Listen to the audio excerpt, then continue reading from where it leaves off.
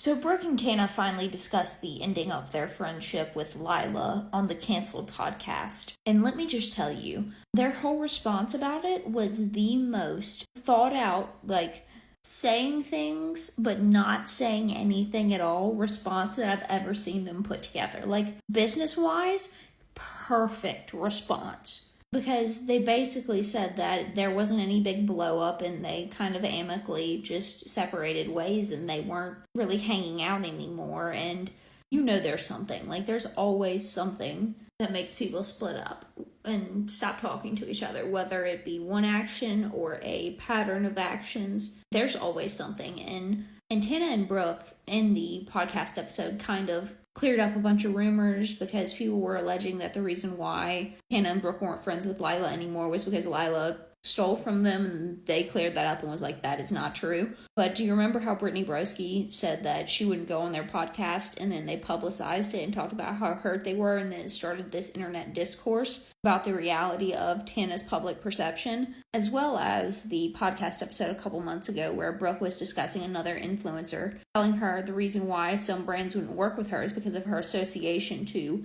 messy influencers and scammers.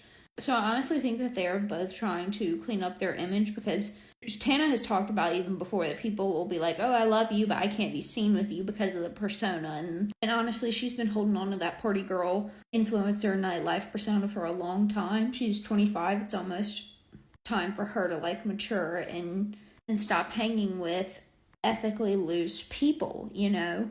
Someone in my family would always say, tell me who your friends are and I'll tell you who you are. And it's true. Dollars to donuts, because they've been told so many times by different people that they won't get opportunities because of their perception, or said influencer can't be seen with them because of their perception. I personally think that they are trying to clean up their image, definitely. And part of that is dropping Lilah, who is an alleged known scammer.